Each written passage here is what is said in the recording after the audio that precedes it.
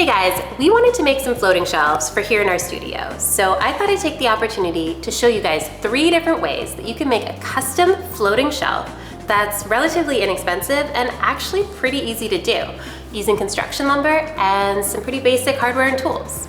Stay tuned for all 3 methods to find out which one's gonna work best for you and which one's my personal favorite. Should we go get some lumber? Let's go get some lumber.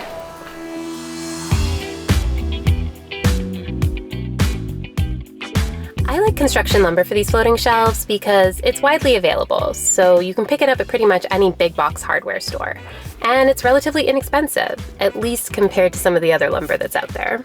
At 1.5 inches thick, it's gonna give you a nice beefy shelf as is. There's no need to sort of build it up to be thicker. And that's actually gonna be easier to work with than if you were, trying to drill straight into a 3/4 inch thick piece of wood. If you are at the big box hardware store, they'll also probably be able to cut it down to size for you. So not only is that easier to transport, but that's one less step for you to do. And the construction lumber is usually pretty easy to sand, and then you can stain or paint or throw a clear coat on it, whatever works best for your project.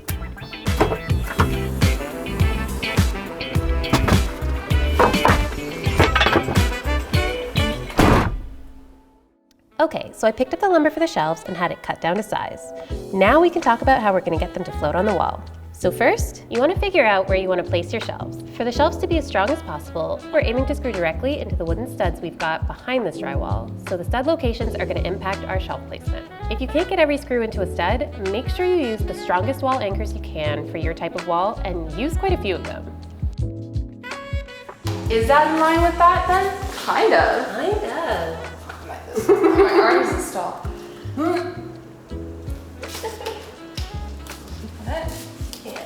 Why does that feel so much taller than the bottom one? Is it just perspective again? That's so tall. Hold on, let me stand back. Maybe it's okay. Oh yeah, that made it make more sense. Before I was like, it didn't feel that spaced out, but now with the big art. Yeah, that's good. Okay. Because then like something that's taller would go a little bit past her. Nice. And look good? Yeah. I like it. So our first shelf method is actually going to use these commercially available brackets that are going to go inside the shelf to give it that floating effect. Because these brackets come pre-made, obviously, this should be a pretty quick install. So Becky and I actually worked out where we would like these shelves to sit on the wall, and we were lucky enough to have 3 studs to work with. Holding the shelf up where it's going to be mounted, I can mark the exact stud locations on the back of the shelf. Because wooden studs are made from the same type of material as these shelves, they're only 1.5 inches wide, which means that we're only going to be able to hit the stud with one of our bracket holes. So eventually we're going to need to add a drywall anchor for the second hole. So because this wood is 1.5 inches thick and I want to center that support rod, I'm actually just going to make a marking at 3/4 of an inch. And then that way, all 3 of my support rods will be exactly in the center of the wood. Okay, so the drill bit that I'm going to use for these rods is actually 13/32. I don't know if you're going to have a drill bit that size, but you're going to want something basically as snug as possible. What I like to do is if I've got some scrap wood, I like to just do a couple of practice holes with a couple different drill bit sizes to get the exact one that I want. Beep, beep, beep, beep. Love the natural light, but hate the natural sound. Okay, so I'm gonna go ahead and clamp this wood to my work table. If you don't have clamps this big, grab a friend and see if they can hold on to the wood for you while you drill the hole.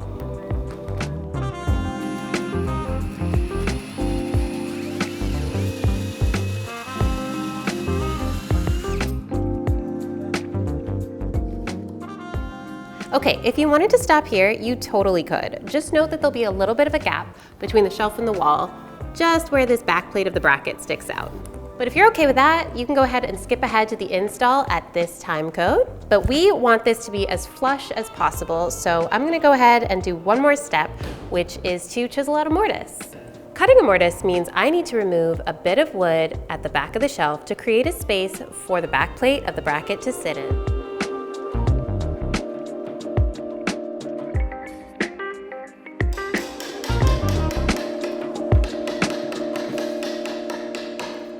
Okay, all right, that was actually pretty fast. I'm not accustomed to doing too many mortises by hand like that.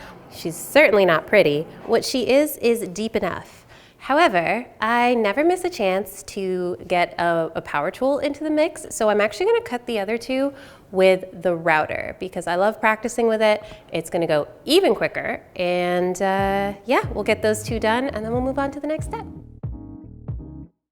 Look at that, that was 2 minutes total of actual working time, as long as the bracket sits in flush. I'm happy with that.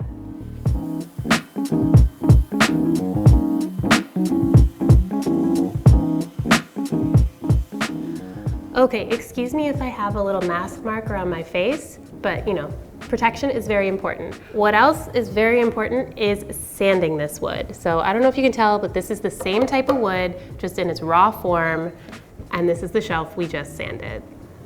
Can you see the difference? And because it's pine and it's quite porous, we're actually going to go in with a wood conditioner before we hit it with a little bit of stain. So wood condition, stain, give it a little top coat, and then the moment of truth, we'll put it up on the wall. Okay, so I think I said earlier that we were gonna use a drywall anchor here, but I went into the storage room, which is actually what's on the back side of this wall, and realized that there's a sheet of plywood up between the drywall and the storage room. So I actually don't need to use a drywall anchor and can screw straight in, but the advice still stands for you. If you've got one screw in a stud, you're probably gonna need a drywall anchor to support the other screw.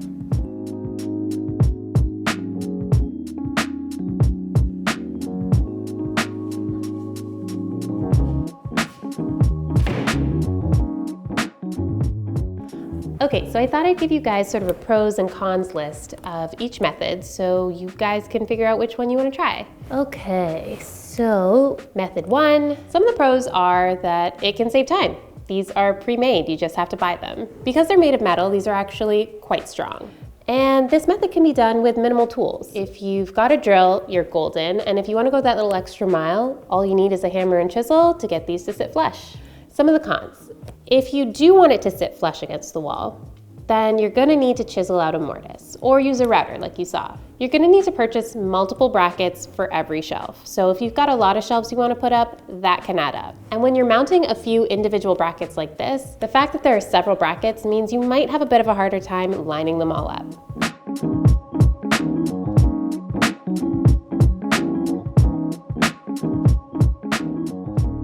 Okay, that one is actually looking really good. I hope I can make the other two match just as nicely. So let's go ahead with the second method. We're actually just gonna use this 1/2-inch dowel and the piece of wood to kind of make our own bracket. Hard to explain, but you'll see. So the first thing I did was I went ahead and I marked the stud locations on the back of the shelf. So because we've got these stud markings, the only thing you wanna bear in mind is that you don't wanna put the dowel right here because you're gonna need that space to actually screw this into the wall. So seems like got a good spot here, and maybe one in the middle here. I think 4 is gonna be a great number of supports for this shelf. We are gonna cut these dowels at 5 inches, which is pretty much the max depth that my drill bit is gonna get to anyways. And you can totally do this with a handsaw and a miter box. Boom. But because I love power tools and I'm also kind of lazy, I think I'm actually just gonna go ahead and cut the other 3 with the miter saw.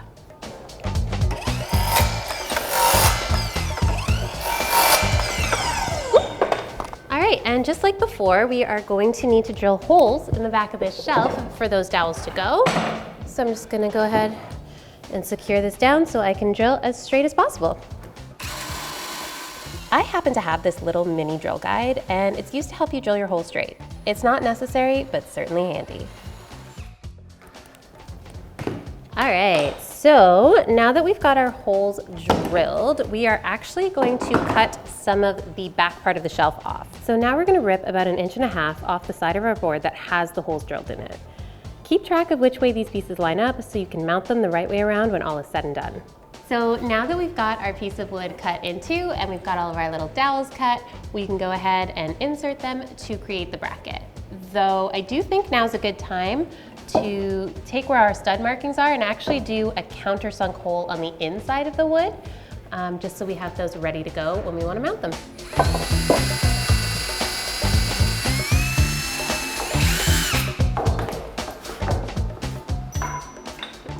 So now what we want to do is we want to insert the dowels through the holes we made. So we want to make sure that we've still got our two pieces lined up the way they originally were. And then we're going to take our dowels. Now while we are looking for a nice snug fit in these holes here, if it's a little too tight, it's not going to come on and off the bracket as easily as we might like. So I think what I'm going to do is I'm going to sand it down a little bit so that it really just kind of slips in and out of here a little more easily. Something I did learn off of YouTube was because we're using 1/2-inch dowels, that should actually fit inside the chuck of a standard drill. And then we can just use a piece of sandpaper in our hand while we drill.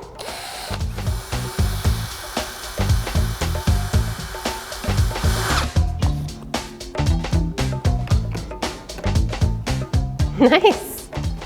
Since we're going to actually insert these through both pieces, I only want to put a little bit of glue up here, which is the section that's going to stay in the bracket piece. All right, and then we're going to put it in, and then just kind of coax it down into place. Nice. Okay, now we just need to do the same thing for the other 3 holes.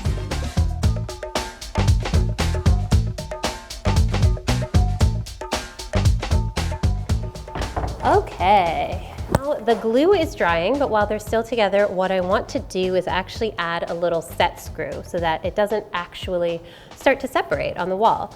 So because this shelf I think is gonna go just about at eye level, I'm actually gonna put the set screw on the top of the shelf, and then that way it can be covered with decor, or you just might not even be able to see it from where you're at. What we actually want in a set screw is one that's just going to go through the wood and into the dowel, but not come out the other side. Okay, now that we've got that set screw in place, we're actually just gonna go ahead and take it back out. Please come apart relatively easily. So now that we've got our bracket and our shelf, we can go ahead and give it a finishing sand and a stain just like we did the other one and get it up on the wall. To attach the shelf to the wall, use a flathead screw to secure the bracket we've made to each stud, making sure it's level.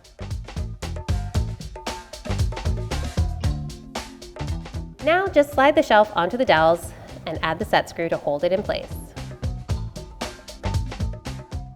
These are the pros and cons for the second method. So the pros, in addition to the piece of wood you want for your shelf, a dowel is pretty much all you're gonna need to complete this project. Because the supports are made of wood, you can add a set screw that's gonna hold your shelf in place, so you never need to worry about the shelf slipping off the supports. And because what you make in the end is essentially one long bracket to mount it on, it's gonna be easier in the end to line it up and make sure that it's level.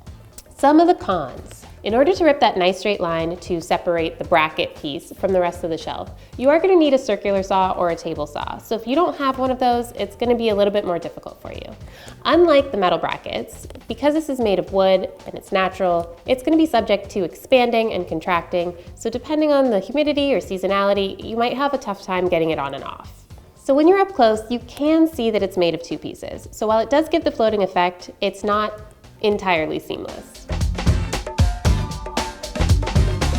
So we're on to the third and final method, which is actually my personal favorite. And honestly, the first time I saw this one done on YouTube, it blew my mind. All you're actually gonna need is the wood for your shelf, and if you've got a pocket hole jig, like any of these, and just a few 2.5-inch pocket screws. It's really that simple. Stay with me.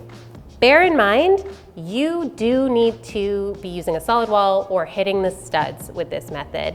Drywall anchors just aren't gonna work. Wood studs are the ideal for this particular method. So even though the wood is 1.5 inches thick, we're gonna set the stop collar on the drill bit as though you were drilling into 3/4 inch material. And the depth adjuster on the jig itself, we're gonna set to 1 inch thick.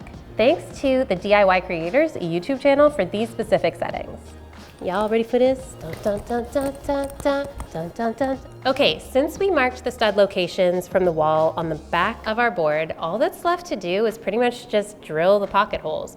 We're gonna line up the holes with the marks we made on the top side of the board. This is important for leverage and stuff.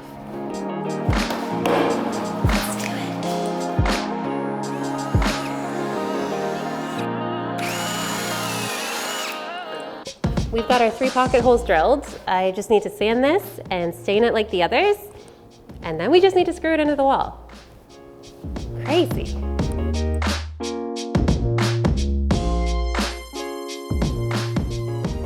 Let's do the thing like Angela Bassett. Angela Bassett did the thing. I'm just gonna pop one of the screws in the middle hole here. Grab my drill, line up my shelf.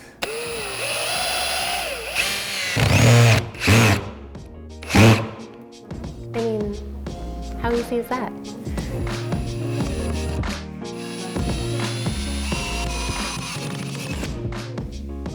Ah! They do make plugs for plugging up the pocket holes, so you can just pop that in the hole and hammer it in. Or if you don't want to buy plugs, you can always get a 3/8 inch dowel and shove that in the hole. And then when it's nice and snug, you can actually just cut it flush with a flush trim saw or a multi-tool. Just be careful with that you don't damage your surface. But you know what I like to do? Boom, now you don't even see it. I mean, you were gonna put stuff on the shelf anyways. So for our third and final method, pros for this are that if you already have the jig, chances are you also have the screws. So in the end, it's really only gonna cost you the lumber for the shelf. And as you just saw, it is really fast and really easy to make. The cons. Well, if you don't already have a pocket hole jig, you're gonna need one. Now you might be able to borrow one, but honestly, I think having one of these on hand is a really good idea. Because your shelf is only supported on these screws, you really can't make it too deep. I've only ever tried it with a 2x8. If you do try it with a little bit wider of a board, let me know how it holds up. If you don't like the look of the holes on the top and you don't have decor that's gonna cover them, well then you're gonna need to plug them somehow, whether you buy plugs or you make your own with a dowel. Oh my God, we got 3 shelves constructed and installed. Okay, I think what's gonna happen next is we need to style these so I can take some final shots for you so they actually look like more than just 3 boards on the wall. But it is the end of the day, so that's gonna be tomorrow's job. All right guys, it is styling day and I'm super excited, but I'm actually not the greatest at styling shelves, but there is somebody here who I want to ask. Hey Anne. Yes? You have really great style, so I was wondering if maybe you wanted to give me a hand in putting together these shelves? For you, Roshi, I'd only love it. I'd only love it! Thank you.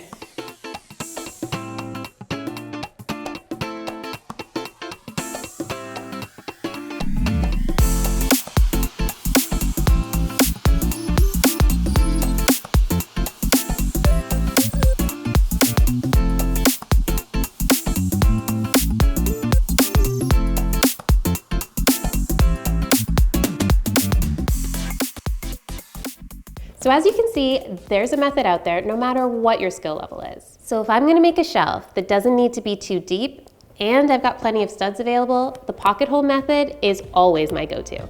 Let me know if I can show you how to do any other projects you've got in mind.